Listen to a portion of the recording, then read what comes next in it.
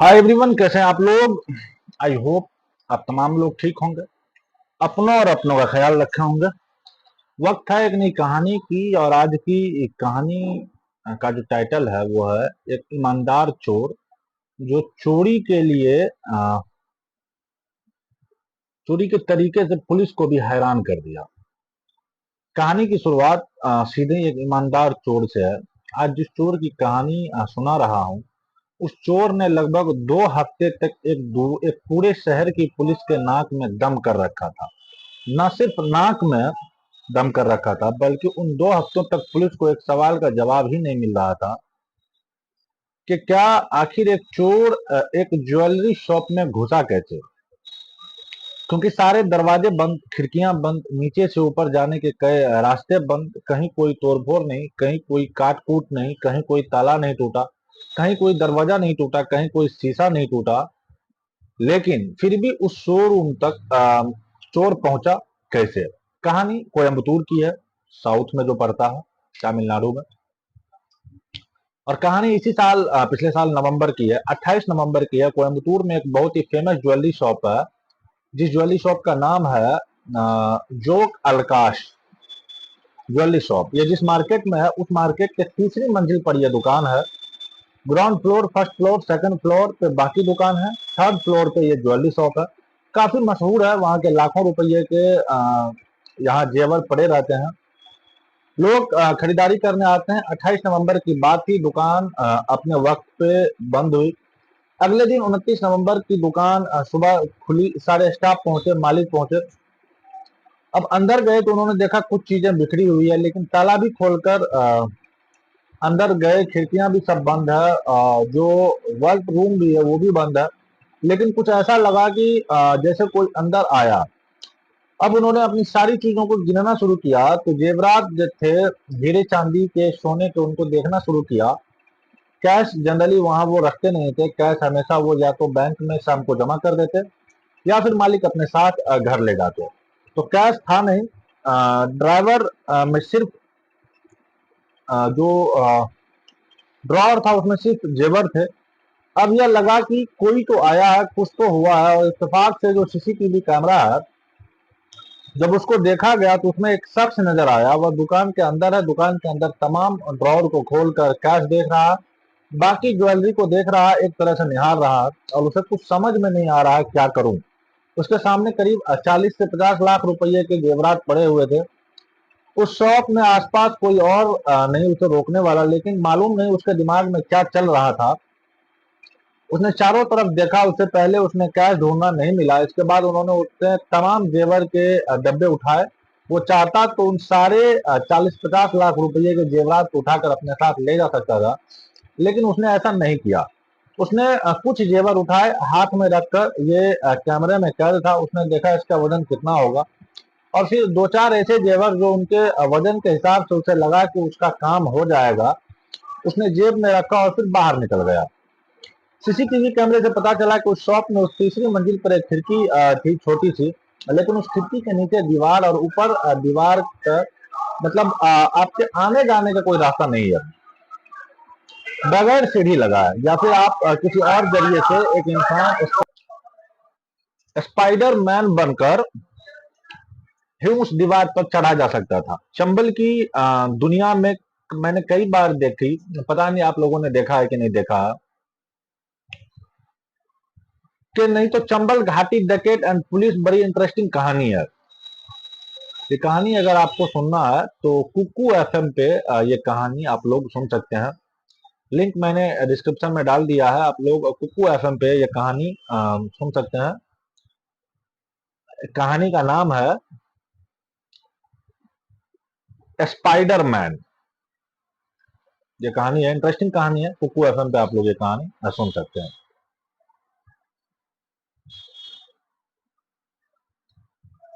जब यह CCTV footage सामने आई और यह हुआ कि कोई अनजान शख्स दुकान में घुसा था, लेकिन शुक्र यह था कि उनकी 40-50 लाख रुपए की ज्वेलरी जो थी वो सलामत है। कुछ दो चार ज्वेलरी गायब, फिर भी पुलिस को इन्फॉर्म किया गया। क्या पता आगे फिर ऐसा न हो। दुकान में अब पुलिस आई, पहले तो पुलिस को लगा कि यूं ही दुकानदार का शक है, वहम है, फिर कि कोई आया चोरी की, लेकिन फिर सीसीटीवी चुगली खा रही थी कि नहीं, जो कह रहा है सच है। अब पुलिस का दिमाग घूम गया कि चोर आया, दिख भी रहा है और सामने सब कुछ पड़ा हुआ है, लेकिन वो कुछ उठा ही नहीं पा रहा है। पता नहीं क्या ढूंढ रहा है, पहले कैश ढूंढ रहा था क्योंकि गल्ला खोल रहा था, बार बार फिर वजन कर रहा था और चाहता तो अपने जेब में आराम से 2-4 किलो तो रख ले जाता, लेकिन उसने मुश्किल से कुछ 100 ग्राम, बल्कि 100 ग्राम भी ज्यादा बोल गया, उससे भी कम माल लेकर के वो निकलता है, जेब में रखता है और चला जाता है। जब पुलिस तफ्तीश करती है, जिस विंडो से वो आया था उस विंडो से पुलिस ऊपर से झांकती है, तीसरी मंजिल से नीचे की जो गहराई है वो काफी ज्यादा है, ऊंचाई ज्यादा थी तो कोई कूद कर भाग नहीं सकता, हाथ पैर टूट जाएंगे। अब पुलिस को लगा कि ये मसला क्या है, न कोई रस्सी न कुछ और जिसके सहारे घुसे। फिर पुलिस ने कहा कि चलो डेमो करते हैं। उन्होंने अपने हट्टे कट्टे सारे पुलिस वालों को इकट्ठा किया नीचे और कहा कि एक काम करो, तुम लोग स्पाइडरमैन बनकर दीवारों को पकड़ पकड़ कर, जैसे पहाड़ों पर लोग चलते हैं चोटियों तक जाने के लिए, लेकिन उसमें ऊपर खाबर पत्थर होते हैं, उसको आप अपना सपोर्ट के तौर पर लेकर चढ़ जाते हैं। यहाँ तो दीवार बिल्कुल चिकनी और कहीं उसमें ना कोई हॉल ना कोई सपोर्ट सिस्टम, तो कुछ पुलिस वालों को खड़ा किया गया डेमो के लिए कि तुम चलो नीचे से 8th फ्लोर तक जाओ। कोई भी पुलिस वाला 4-5 फीट से ऊपर चल नहीं पाया, आ, दम से नीचे गिर गया। एक एक करके जब सब नाकाम हो गया तो फिर पुलिस को लगा कि ये मुमकिन कैसे, लेकिन कैमरा गवाही दे रहा है, ये सच है। अब पुलिस ने बाकी के सीसीटीवी फुटेज खंगालने शुरू किए, तब उसको जब उसमें एक आसपास के कैमरे में चेहरा मिला, तो पुलिस ने उस वक्त तो आसपास के सारे मोबाइल के टावर काम कर रहे थे, उनको खंगालना शुरू किया। तो चेहरे को अलग अलग थाने में भेजा गया। जब अलग अलग थाने में भेजा गया तो पता चला कि एक थाने से खबर आई कि हाँ, यह कोई क्रिमिनल तो नहीं है, ना कोई चोर है, और ठीक ठाक है, इसका कोई क्रिमिनल हिस्ट्री या बैकग्राउंड भी नहीं है, लेकिन ये हमारे इलाके में रहता है और इसका नाम है विजय मुनि रत्ना। एक बड़े मशहूर साउथ के डायरेक्टर है, मान रतम, लेकिन यह मुनि रतम है, जो विजय मुनि रतम, उम्र करीब 26 साल। अब पुलिस ने कहा कि जो कैमरा है सीसीटीवी में, उसका कट काफी चेहरा वह मिल रहा है, लोगों को दिखाया गया। उस मोहल्ले में कहने लगा हाँ ये तो विजय है। अब पुलिस विजय का घर ढूंढते ढूंढते उसके घर पहुंची। इत्तेफाक से घर में उसकी बीवी और एक 7 महीने की बच्ची थी। पुलिस ने घर की तलाशी ली, जो 4-5 गहने गायब हुए थे वह विजय के घर से बरामद हो गए। उसकी बीवी के पास अब चोर का माल बरामद। बीवी को पुलिस थाने ले आए क्योंकि चोरी का माल था उसके पास। अब थाने लाने के बाद फिर कोर्ट में पेश किया और उसकी जुडिशियल कस्टडी में जेल भेज दिया गया। अब बाप फरार है, माँ अकेली, 7 महीने का बच्चा। बच्चा किसके पास रहे? माँ ने कहा यह मेरे साथ रहेगा, तो 7 महीने का बच्चा भी बिना कसूर के अपने माँ के साथ जेल पहुंच गया। अब इधर पुलिस विजय की तलाश कर रही है। अब विजय और पुलिस के बीच में लुका छुपी का खेल शुरू होता है और यह खेल अगले 14 दिनों तक जारी रहता है। इन 14 दिनों में 2-4 ऐसे मौके आते हैं जब विजय फिर से स्पाइडरमैन बनता है। पुलिस को पता चलता है कि विजय उसी इलाके के एक जंगल में है। वहां पर उन जंगलों में कहीं छुपा हुआ पुलिस की एक टीम किसी चश्मदीद ने बताया उस जंगल तक जाती है। विजय वहां मौजूद था, लेकिन वो पुलिस की आंखों को चकमा देकर निकल देता है। अब पुलिस धीरे धीरे उसके रिश्तेदारों की तरफ की एक लिस्ट बनाती है, उन सारे लोगों के फोन नंबर और सारी चीजें निकालती है, सब पर नजर रखी जा रही है। अचानक एक मुखबिर खबर देता है कि वो अपने कजन के घर पर है। पुलिस की टीम कजन के घर पर पहुंचती है, लेकिन जब वो अंदर जाता है, विजय को पता चलता 15 फीट की दीवार, दूसरी पुलिस दूसरी तरफ जिस दीवार को फांद कर ही वह बच सकता था, 15 फीट की दीवार स्पाइडरमैन की तरह चढ़कर विजय वहां से कूदा दूसरी तरफ और भाग गया। तो ऐसे 2-4 मौके आते गए, विजय भागता गया, पुलिस परेशान। इस बीच में जितने भी रिलेटिव थे, सबके फोन और उसके दोस्तों के फोन नंबर पुलिस ने लेकर सर्विलांस पर लगा दिया कि यह फर्स्ट टाइमर है, क्रिमिनल बैकग्राउंड है नहीं, शायद इसके पास इतने पैसे नहीं है, तो वह कब तक भागेगा, कभी न कभी कांटेक्ट तो करेगा। अब बीवी चली गई, जेल में है, बाकी रिश्तेदारी और दोस्त बसते हैं, तो उन सबके मोबाइल को पुलिस ने एक तो सर्विलांस पे लगाया और धमकी भी दी, अगर वो कांटेक्ट करे तो बताना। अब उस वक्त बीत गया, मुखबिर को ये खबर दे दी कि वो कांटेक्ट करे तो बताना। अब वक्त बीत गया, इधर विजय ने फोन ही नहीं किया, तो उसका अपना फोन था, उसका लोकेशन जंगल लग रहा था। पुलिस की टीम वहां सर्च करती है, उसका फोन टूटा फूटा जंगल में पड़ा हुआ था। इसका मतलब यह था कि विजय को यह पता था कि फोन के जरिए पुलिस उस तक पहुंच सकती है। अब पुलिस ने अपनी 10 टीम बना दी, करीब 40 से 50 लोग विजय की गिरफ्तारी के लिए विजय को इधर उधर ढूंढ रहा है, लेकिन विजय हाथ नहीं आ रहा। दिन ब दिन एक रोज अचानक पुलिस को पता चला कि विजय के एक रिश्तेदार के पास एक फोन आया है, और उस फोन का जब लोकेशन देखा गया तो पता चला कि चेन्नई के मरीना बीच से ये फोन आया। कोटर पुलिस ने फौरन चेन्नई पुलिस को कांटेक्ट किया। लोकेशन था उनके पास। उन्होंने बताया कि वहां जाओ, और इस नंबर से वह मरीना बीच का, वहीं से चेन्नई पुलिस की टीम फौरन, एक तो बीच में ऑलरेडी भी पुलिस रहती है, उनको इन्फॉर्म मिलता है, तो वह अगले कुछ मिनट में वहां पहुंच जाती है। वह जाती है, और ये नंबर और जो लोकेशन पता चला वो एक गोलगप्पे वाले का है जो पानीपुरी बेचता है। पुलिस की टीम ने कहा कि इस नंबर से कॉल किया। उसने एक शख्स आया था, काले कपड़े पहने हुआ था। उसने कहा कि उसका मोबाइल की बैटरी खत्म हो गई है, उसको घर पे अर्जेंट बात करनी है। मैंने भी इंसानियत के नाते फोन दे दिया। अब पुलिस को यह मालूम था कि ये यहीं कहीं पे है। उन्होंने बताया कि भाई यहाँ से तो निकल गया। कुछ घंटे के बाद एक और रिश्तेदार के पास फोन आया। इस बार चेन्नई में एक दूसरा लोकेशन था। फौरन चेन्नई पुलिस को फिर अलर्ट किया गया, इस लोकेशन पे जाओ। पुलिस वहां पहुंचती है। जिस बंदे का फोन से आया था उसको पुलिस उस तक पहुंचती है। उसने पूछा कि साहब, मैं तो गुजर रहा था, राहगीर हूँ। एक नौजवान आया, काले कपड़े पहना हुआ था। उसने कहा कि मुझे अर्जेंट बात करनी है, आप मुझे कॉल करने की इजाजत दे दो। मेरे सामने उसने फोन मिलाया, बात की, और मुझे फिर फोन वापस करके चला गया। थोड़ी देर बाद यह भी यहाँ से हाथ निकल गया। एक तीसरे नंबर पे फिर वो अपने एक दूसरे दोस्त को फोन करता है और कहता है कि यार मैं परेशान हूँ, और ये है वो, और मैं एक जल्दी एक परमानेंट नंबर लेकर फिर तुमको बात करूंगा, लेकिन घबरा नहीं। और वो अपनी बीवी और बच्चे के बारे में जानकारी ले रहा था। चेन्नई पुलिस को तीसरी बार अलर्ट किया गया। उसके बाद पता चला कि एक इलाके में एक राहगीर था जिसका वो नंबर था। पुलिस उस राहगीर तक पहुंची। उसने भी वही कहानी सुनाई, मैं गुजर रहा था, रास्ते में एक शख्स आया, काले कपड़े पहना था, उसने मोबाइल मांगा, मैंने दे दिया, इंसानियत के नाते बात करके चला गया। वहां पर भी हाथ नहीं आया। वो दिन भी निकल गया। अब यह तो इतना था कि पुलिस को लगा कि ये चेन्नई में ही गई, लेकिन नेक्स्ट फिर एक फोन आया। इसके बाद चेन्नई की जगह पर कोयम्बतूर का ही कॉल, कोयम्बतूर से ही, और एक रिश्तेदार के पास। सबको एक बार वो फोन कर रहा था, मतलब वो पुलिस से एकदम एक कदम आगे चल रहा था। पुलिस ने देखा तो यह कोयम्बतूर में है। फौरन जिस लोकेशन से फोन आया वहां टीम को अलर्ट किया गया। वहां गए तो पता चला कि कोई अजनबी शख्स किसी बस अड्डे पर था। उसने, एक शख्स आया काला कपड़े में, उसने फोन मांगा, एक अर्जेंट बात करनी है, रिक्वेस्ट की, उसने उसको दे दिया, बात करके वो निकल गया। इस तरह से उसने 10-12 कॉल किए। हर कॉल उसने किसी न किसी अजनबी के फोन को लेकर किया।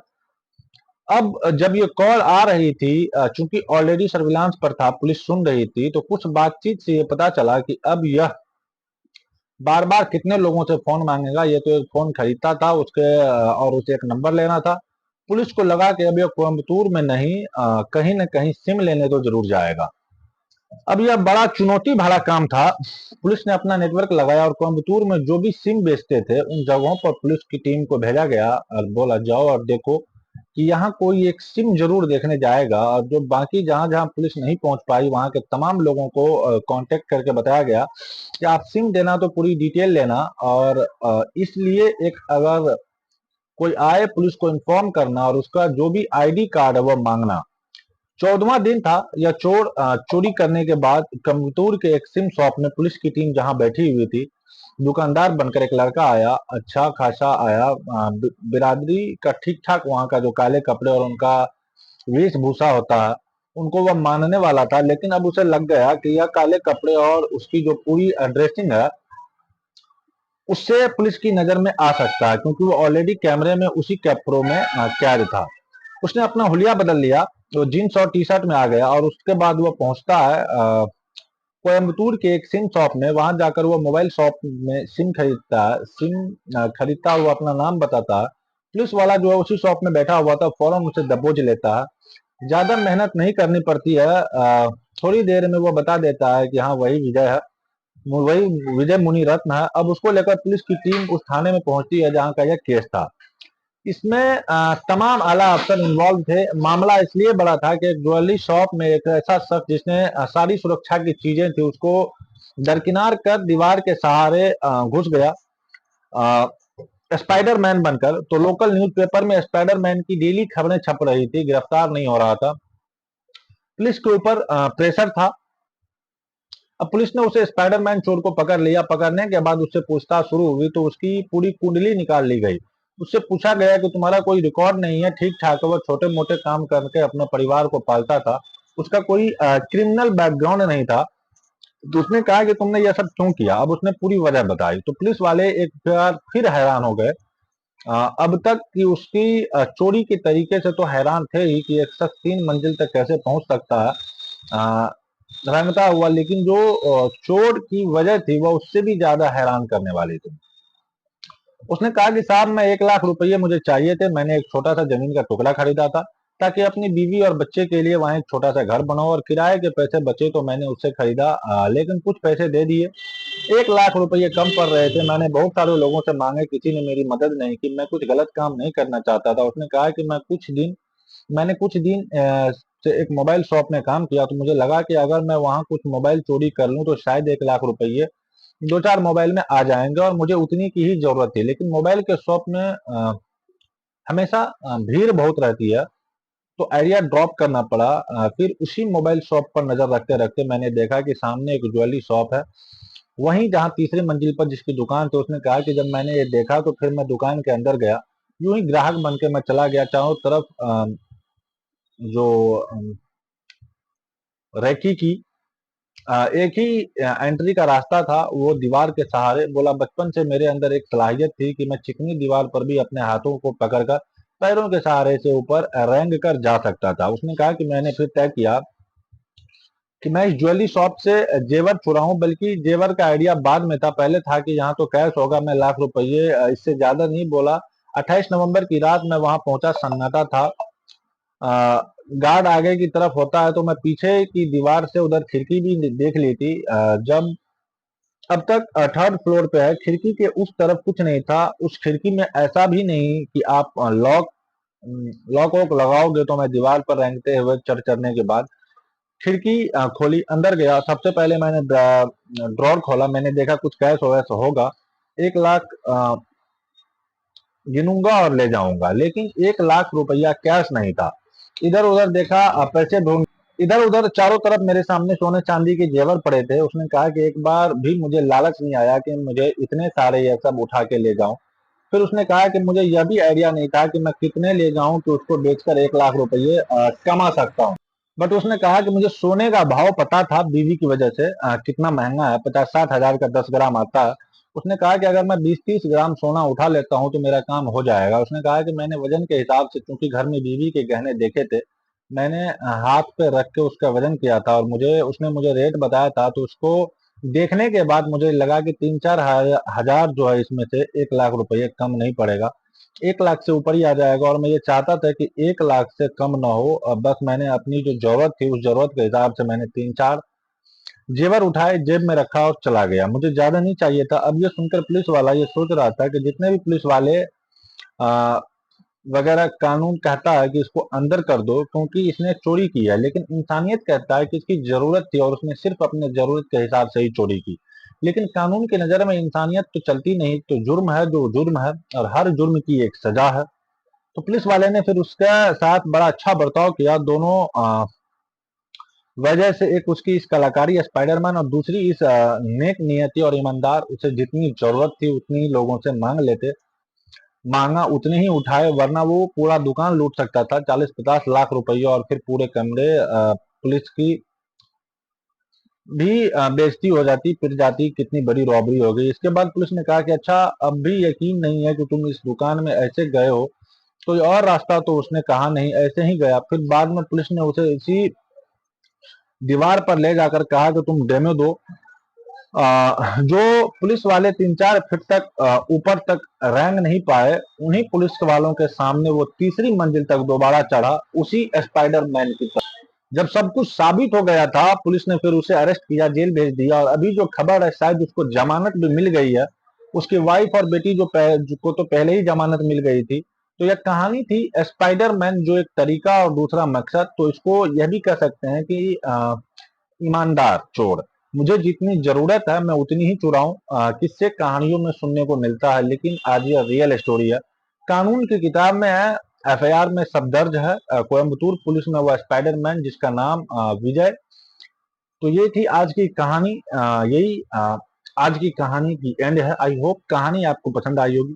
कहानी अगर पसंद आई तो वीडियो को लाइक कीजिएगा। चैनल पे अगर नए हैं तो चैनल को सब्सक्राइब कर बेल आइकन प्रेस कर दीजिए। मिलते हैं किसी नई कहानी के साथ, तब तक के लिए जय हिंद, जय भारत।